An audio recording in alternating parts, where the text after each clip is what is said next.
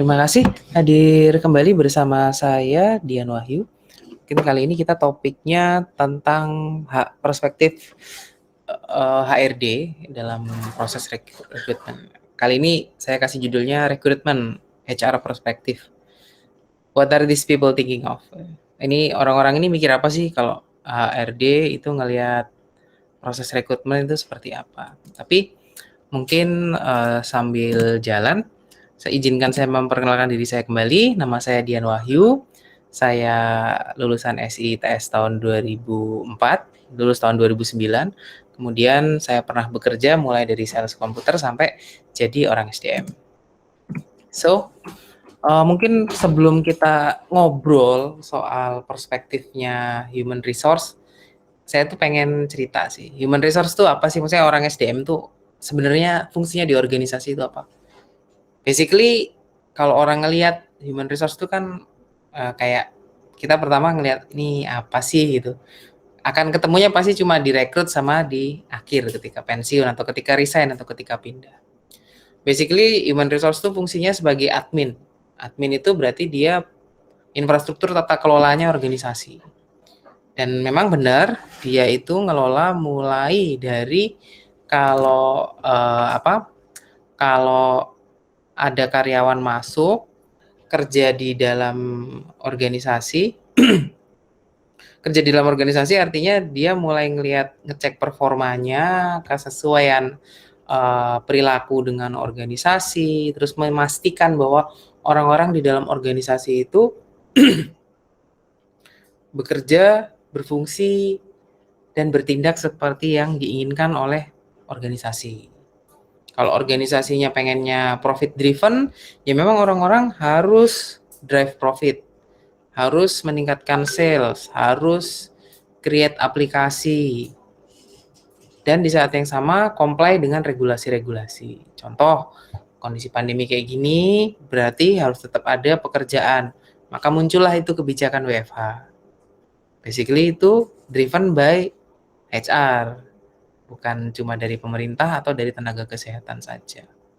Terus yang ketiga, yang terakhir, corporate shield, itu bahasa yang paling halus.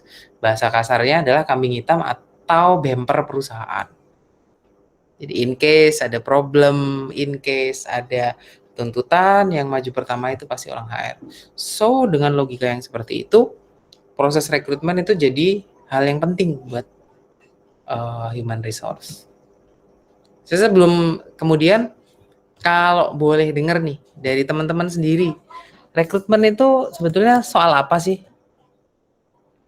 Mungkin teman-teman dari ada yang mau langsung tunjuk tangan atau mau pakai tunjuk-tunjukkan? Pengen dengar pendapatnya? Ada yang mau open mic duluan?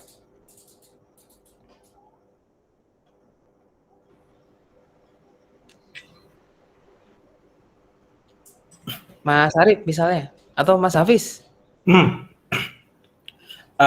Mas Wahyu, kalau menurutku ya, ya ini kan pemikiran tentang rekrutmen ya, Iya, besar ya. Oke. Kalau berdasarkan experience ya, mungkin ya, kalau aku justru melihatnya rekrutmen ini salah satu bentuk bagaimana di satu organisasi, ya maksudnya organisasi kecil which is HR gitu kan, human resource atau SDM, itu untuk mensupport company strategik itu sendiri sih. Gitu kalau menurutku, Mas Wahyu. Kalau dari sisi calon pencari kerjanya sendiri gimana? Misalnya dari Mas Arif atau Mbak Clarista? Ya.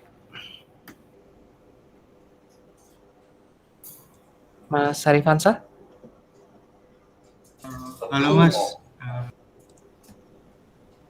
Kalau menurutnya Mas Arif, rekrutmen itu sebenarnya kenapa sih jadi fase penting dalam organisasi? Iya Mas, maaf ya Mas ya kalau ada bising sedikit. Jadi kalau menurut saya itu kenapa rekrutmen itu jadi fase penting itu karena ini Mas untuk yang pertama itu ngenalin perusahaannya pastinya, maksudnya ngenalin lebih dalam Habis itu agar perusahaan itu juga ngenal ininya calon yang akan masuk ke perusahaannya. Itu sih Mas kalau menurut saya. Terima kasih. Menarik. Mungkin ada lagi yang mau punya pendapat sebelum kita lanjut? 1, 2, 3, nggak ada ya? Oke, jadi mungkin ini akan terdengar seperti materi kuliah ya. Basically kalau untuk SDM, tata kelola organisasi itu bisa dijelaskan pakai model namanya STAR model. Itu jadi di dalam organisasi itu pertama akan didefinisikan strategi, tujuannya apa, mau dapat apa. Dari strategi itu, ya pertanyaan kedua yang muncul, kita cara nyapainya gimana? Kita butuh orang-orang seperti apa? Orang-orang ini akan bekerja seperti apa? Nah, terus habis itu baru supaya semangat. Nah, manusia proses itu kan satu hal ya. Proses satu hal, hasil satu hal. Tapi sebenarnya kayak mobil balap lah. Mobil balap itu yang mobil mesin penting, Ferrari itu penting. Honda, Yamaha penting, tapi supaya Valentino Rossi itu happy ngeber motor itu gimana? Perlu gaji, perlu insentif. Kemudian ada prosesnya juga. Caranya kita ngasih ke dia seperti apa, harus seperti apa capaiannya dapat bonusnya. Nah, rekrutmen itu masuk di reward sama masuk di proses to acquire people. What kind of skill matters? What kind of mindset matter for the organization? That's the HR agenda. Secara umum, kalau kita ngomong rekrut itu pasti ada 6 step. Umum. Ini urutannya bisa berubah-berubah, bisa acak. Dia akan ada administrasi. Administrasi itu organisasi akan menetapkan baseline, standar nih, jebret. Standar ini bisa macam-macam, bisa IPK, bisa circle. Circle itu artinya ketika ada orang-orang beruntung yang akan ditawari pekerjaan, handpick. Contoh misalnya punya teman buka startup. Dulu kuliah bareng, dulu nge-lab bareng. Otomatis dia orang yang pertama yang ditawari. That's circle. Oh, nepotisme dong. Oh, no. Itu bukan nepotisme. Itu adalah closed recruitment. Artinya apa? Si usernya, si ownernya tadi mencari tenaga, mencari resource yang dia tahu betul. Karena dia butuh cepat nih. Dan biasanya kalau kita bicara startup, maksudnya start early model startup, dia nggak akan spend biaya rekrutmen banyak-banyak. Maka tahapan kedua, tes potensi akademik dan tes psikologi bisa jadi nggak ada. Karena ini orang ini udah kenal lama. Jadi ya buat apa tes potensi lagi, buat apa tes psikologi. Sometimes belum pada di titik ada HRD-nya apa enggak. Tapi secara general sebenarnya administrasinya dia udah ada, dia udah organisasi itu udah punya standar, udah tahu potensinya. Nah, tapi kalau organisasinya udah besar, maka dia harus melakukan validasi secara struktur. Dia akan mengeluarkan pengumuman. Aku butuh loh orang, dibuka kesempatan untuk bergabung bersama Tokopedia. Netflix akan membuka pasar di Indonesia. Apakah Anda bagian dari tenaga-tenaga yang akan membawa Netflix menjadi perusahaan terbesar di Indonesia? That's administration. Seleksi administrasi. Dia akan define, oh kami butuh skill ini. Oh kami butuh baseline IPK segini. Maka balik lagi ke pertanyaan zaman dulu. IPK itu penting nggak? Penting. Supaya kita nggak kegusur seleksi. So, ketika itu sudah dimasukkan, lowongan dimasukkan, masuklah ke tahapan kedua. Namanya tes potensi. Tes potensi ini biasanya akan terjadi kalau di perusahaan-perusahaan yang sifatnya manufaktur atau perusahaan yang dia hire orang itu sifatnya manajemen trainee. Itu ada tes potensinya. Kemudian setelah tes potensi, sometimes ada tes psikologi atau loncat langsung wawancara dengan HR. Kalau ada kesempatan kerja tanpa tes psikologi tapi langsung wawancara HRD, bisa dipastikan wawancara HRD-nya itu adalah tes itu sendiri. Tapi kalau ada tes psikologi terlebih dahulu, kemudian wawancara. Biasanya tesnya itu adalah alat bagi si HRD untuk memvalidasi pewawancaranya. Selanjutnya akan ada yang namanya wawancara user. Kadang wawancara HRD itulah wawancara user, kadang ada wawancara user didampingi oleh HRD.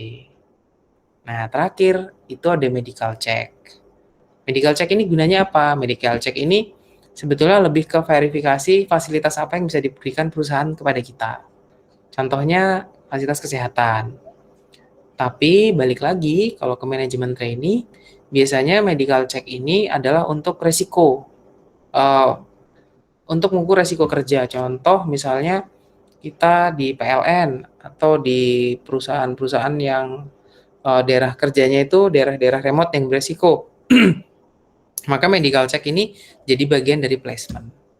So, seperti yang dibahas di depan tadi, kayak dibilang Mas Hafiz, kayak yang sempat diduga sama Arif tadi, iya, HRD, orang SDM itu punya andil besar di rekrutmen. Itu tujuannya ada 3. 1, dia pastikan kita ini bakal nge-hire orang yang tepat apa enggak. Yang kedua, apakah kita akan membayar ini angkanya bener enggak? Karena ketika di step wawancara user ini, sometimes akan ditanya gaji. Bersediakah Anda dibayar dengan gaji, dengan kompensasi sekian? Atau lebih halus lagi, nanya, Mbak Masnya berharap akan dikompensasi berapa? Belakangan nanti kita akan bahas ya, kenapa ada perbedaan pengajuan bersediakah Anda sama akan minta dikompensasi berapa. Itu 2 hal yang berbeda. Terus yang ketiga, bagaimana nanti orang yang direkrut ini akan berkembang. How will he or she develop in the organization? What he or she will become in 5 or 10 years ahead. Terus concernnya HR itu selanjutnya, seandainya nggak lama, how would we separate?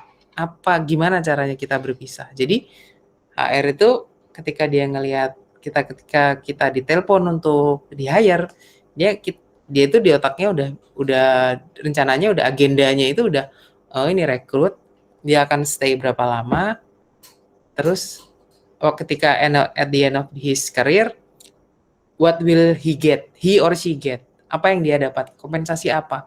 Dan perusahaan udah dapat apa aja? Dari 4 poin ini, 1 poin soal karyawan, 3 poin soal perusahaan. So, recruitment is about the organization. Tapi bear in mind kalau calon karyawan juga jadi bahan pertimbangan. Nah, terus ketika udah rekrutmen ya, tes. Kalau saya yakin lah teman-teman di administrasi sama TPA nggak ada masalah. Terus yang biasanya jadi momok itu psikotes. Kan kita fokusnya HR nih ya.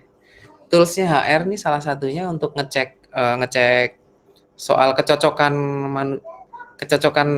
calon karyawan, itu dia akan pakai tools. Ada Kraepelin, ada tes IQ, ada tes Warteg, ada personality sama AAPS. Mungkin teman-teman ada yang udah pernah dengar dari 5 tes ini? Ini cukup umum, 5 tes ini ya. 5 tes ini cukup umum. Basically sebenarnya kalau HR, balik lagi, sebenarnya kalau HRD sampai ngetes, sampai interview itu, yang dicari itu apa sih? Sebenarnya cuma 3 yang dicari. Karakter atau trait-nya calon karyawan, value-nya, maksudnya pandangannya dia itu apa, sama stress limit. 3 ini. Kenapa stress limit itu penting? Stress limit itu penting. Manusia IQ-nya setinggi apapun, IPK-nya sebagus apapun, kalau stress limitnya rendah, hancur. It happen. So, tiga aspek itu yang biasanya dicek sama HR. Toolsnya yaitu tadi Kraepelin atau Pauli. Kraepelin atau Pauli ini semua alat tes lama ya sebenarnya. Jadi Kraepelin atau Pauli itu kalau teman-teman pernah lihat ada tes penjumlahan angka di lembar besar, lembar seukuran kertas koran gitu, dan itu harus menjumlahkan. Ini nanti bisa di googling ya, masing-masing tesnya ini apa. Basically, apakah tes ini menentukan seseorang itu desirable atau enggak? Ya belum tentu juga, tergantung karakter organisasinya juga. Dan kenapa kok habis ada tes ini perlu ada interview lagi? Nah, itulah kenapa ada HR interview. Jadi tes-tes ini tadi itu hasilnya dikonfirmasi di interview HR. What to expect? Jadi ketika interview dengan HRD itu expect kita tuh berharap apa sih? Sebelum kita bisa berharap apa, selalu ini tips ya, selalu start how I can help you in this step. Jadi ketika kita masuk ke tahapan interview dengan HRD, sebelum kita lihat nih, kadang ada kesempatan, kadang kan saking capeknya si HRD itu bengong dulu ya. Dahului aja pembicaraan. Jadi saya bisa bantu gimana? Bagaimana saya bisa membantu Bapak atau Ibu mengenal saya lebih baik? Bagaimana saya bisa membantu Bapak Ibu untuk memverifikasi hasil tes saya? That's a good icebreaker ya. Karena kan tujuannya rekrutmen itu adalah bagaimana perusahaan bisa mengenal calon karyawan untuk cocok. Jadi bayangin aja rekrutmen itu basically biro jodoh lah. HRD itu biro jodoh, Mak Comblang. Nah, kita ngecek nih, kita cocok apa enggak. Taruhnya di situ. Kayak yang saya cerita tadi, akan dikonfirmasi soal trait psikologinya, preferensi, sama salary. Sama preferensi ini maksudnya kita nyaman dengan kondisi kerja seperti apa. Kita suka dengan environment yang seperti apa. Ini pernah kita bahas, sebenarnya ketika kita bicara preferensi seperti apa itu, kita jangan kosongan. Sebelum kita interview dengan HR atau dengan perusahaan, kita harus cek dulu. Background check, stalking dulu. Perusahaan ini tuh karakternya kayak apa? Karyawan di perusahaan ini karakternya kayak apa? Mau kerja di Tokopedia, googling dulu atau tanya-tanya ke senior-seniornya. Suasana kerja di Tokopedia kayak apa? It helps a lot. Nah, kemudian salary. Sometimes ditanya. Karena sometimes seperti yang kita bilang di awal tadi, ketika interview dengan HRD itu kadang usernya itu hadir, owner hadir atau calon atasan kita itu hadir di situ untuk nanya. So, in summary, in dealing with HR interview, always do a preparation. Do profile checks on your desired company, because your company is doing a background check on you too. Jadi kita saling ngecek lah, saling mengenal. Kan kalau nama balik lagi, anggap aja ini biro jodoh, anggap aja ta'aruf. Kita ngecek nih calon perusahaan ini perusahaan seperti apa. Mau masuk Pertamina, cek Pertamina ini sekarang kayak apa modelnya. Apa value-nya Pertamina? Antam. Saya sempat kagum sama Antam. Terakhir Antam melakukan rekrutmen itu, dia minta calon karyawan MT-nya itu untuk bikin presentasi project. Jadi dia minta karyawan MT-nya ini nggak peduli background-nya apapun, background-nya IT, background-nya apa, mau background-nya IT, mau background-nya ekonomi, mau background-nya komunikasi, diminta bikin project. Apa yang akan Anda lakukan kalau Anda masuk di Antam? Time span-nya 3 tahun, mau bikin apa, bangun apa. Terus, knowing what type of psychological test implemented. Ini gampang. Kalau dulu mungkin sulit ya. Kalau sekarang misalnya mau masuk ke perusahaan apa, pasti ada tuh di Kaskus, di Twitter suka ada nggak ya? Ada di HRD Bacot biasanya. Itu tipe-tipe tes psikologi yang akan dilaksanakan oleh perusahaan itu. Itu enak tuh, jadi tahu macam tesnya. Terus kita bisa siap-siap lebih awal. Jadi lebih enak nanti bawaannya ketika hari H. Self assessment ini nggak ada salahnya loh kita ke biro psikologi terus minta Mbak Mas, kalau di biro psikologi ini ada di Surabaya, ada di semua kota ada deh. Itu kita ke situ baru bayarnya sekitar berapa ya? Sekitar 200 ribuan ya. Minta dites preferensi psikologi sama stres tesnya. Ada. Nanti pakai tools-tools yang tadi juga. Terus yang terakhir be honest. Jangan maksa gitu kalau memang kenapa sih kalau ada psikotes itu tetap ada interview HRD-nya? Karena sometimes people being dishonest. Jadi tes itu tadi itu bisa dipelajari. Tes Kraepelin, tes stress test itu kalau untuk satu waktu bisa dipelajari. Kita itu manusia itu makhluk yang mengagumkan ya. Kita itu bisa sangat fleksibel sekali ngadepi stres, ngadepi tekanan, cuma nggak tahu sustain apa enggak. Oke, ini yang paling menarik, Money Talks. Ketika kan tadi saya sempat cerita ketika kita akan ketika interview dengan HR. Ini pertanyaan yang muncul tuh biasanya gini.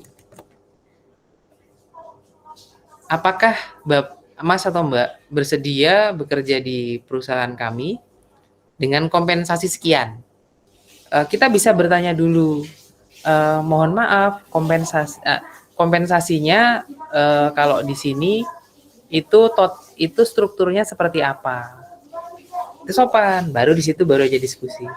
Nah, tapi kalau tips buat teman-teman adalah always figures in years. Kita itu nebaknya di angka tahunan, maksudnya ngitungnya itu angkanya tahunan. So don't belittle ourselves, but at the same time don't overprice ourselves. Jadi kita jangan nganggap diri kita itu kita nggak segede itulah gajinya kayaknya. Tapi di saat yang sama juga jangan nentapin standar terlalu tinggi gitu. Harus ngomong pakai data. So let's discuss Indonesia Salary Guide. Ini salah satu yang bisa diakses bebas. Ini Persol Kelly, kita cek ya. Mana tadi? Oke, ini window. Aha. Terlihat ini teman-teman nanti bisa akses. Mau ngecek yang mana dulu nih? Mau ke coba high tech ya. High tech ini berarti kelas-kelas startup itu ada di situ. Kalau nggak startup sih nyebutnya, kalau kayak Tokopedia, Bukalapak tuh masih boleh disebut startup nggak teman-teman? Udah mega startup itu.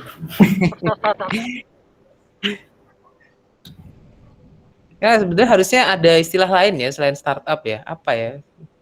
Tapi kita coba cek ya. Kita coba high tech staff, IT, operation, IT support, sih 3,5 sampai 8.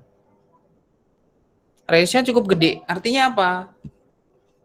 Range-nya cukup besar. Artinya apa? Sangat negotiable sekali. Tergantung package skill yang bisa ditawarkan. IT support konsultan ERP. Ini juga sama.